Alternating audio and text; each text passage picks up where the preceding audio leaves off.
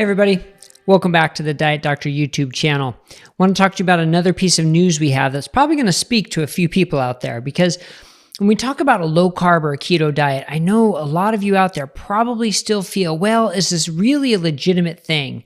You might be concerned about jumping on the latest fad because there's lots of social media news and what I would call fake news that keto and low carb is a fad, and people read that, and I can see how people would get worried about that and be like, I don't know if I want to try this. Or if you're a clinician and you say, look, I need to make sure I'm practicing within the standard of care, and if I'm outside of that, what does that mean for my reputation? What does that mean for me legally? And how do I know I'm helping the patients more than I'm hurting them? So you want to be firmly convinced that low carb or keto is standard of care. And it really is. And the news piece I'm talking about is how the American Diabetes Association, the ADA, came out with an update of their recommendations and guidelines.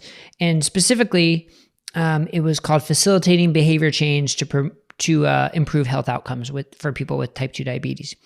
And throughout this paper, they endorse low carb diets. Now, the title of my post on dietdoctor.com was that they cautiously endorse low carb, and let's talk about that.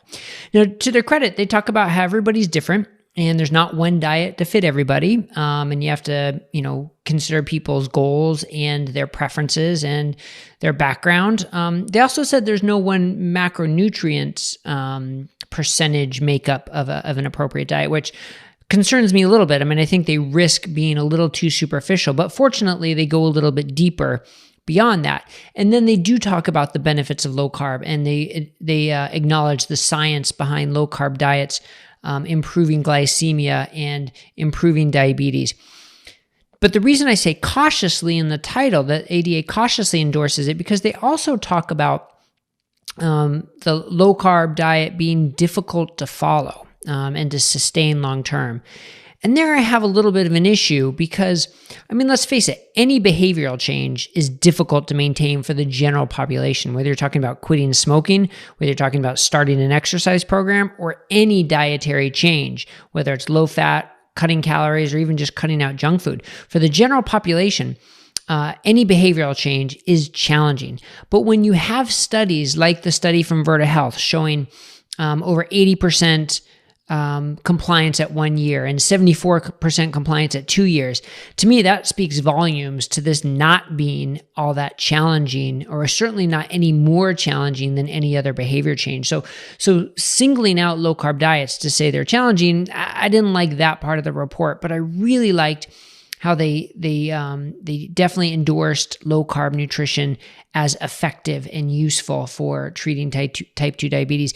And it fits in perfectly with their other message that we have to consider people's preferences and what their goals are, and their background and their food taste, because low carb can look lots of different ways, right? Sure, it can be bacon and steak, and that's delicious and people enjoy that. It can also be vegan, and it can be vegetarian. And at dietdoctor.com, we have guides for how to do low carb vegan, how to do keto vegetarian. And there's everything in between. So low carb and keto doesn't mean one thing. But what it does mean is benefiting glucose control, benefiting insulin resistance, reversing type 2 diabetes, improving weight loss. I mean, all those things are proven in the scientific literature to low carb diets. And now the American Diabetes Association once again includes it in their guidelines. So I think that's so important. Going back to how we started this video, for those people who are curious, is this a fad or is this real? Look, the ADA endorses it, right? I mean, this is real. And all you have to do is go to dietdoctor.com to see all the evidence we have behind it, all the success stories, to know that this is real. This is not a fad. And for the practitioner out there, the clinician wanting to use this with their patients, once it's in the guidelines, you have legal, ethical standard to back you up, and you should have no concerns really that this is now part of the standard of care. Now, in my opinion, it should be first-line therapy for just about everybody with type 2 diabetes. We're not there yet, but this is a great step in the right direction. And let's face it, these big organizations, they by necessity need to be sort of slow to change, right? The last post we did on the American Heart Association and their recommendations for lower cholesterol, I mean, that's just egregious example of how they are just resistant to change. And that's how most big organizations are.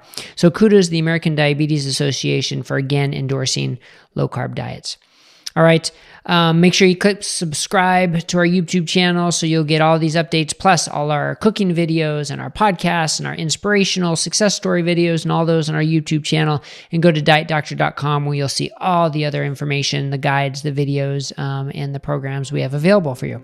All right. Have a great day, everybody.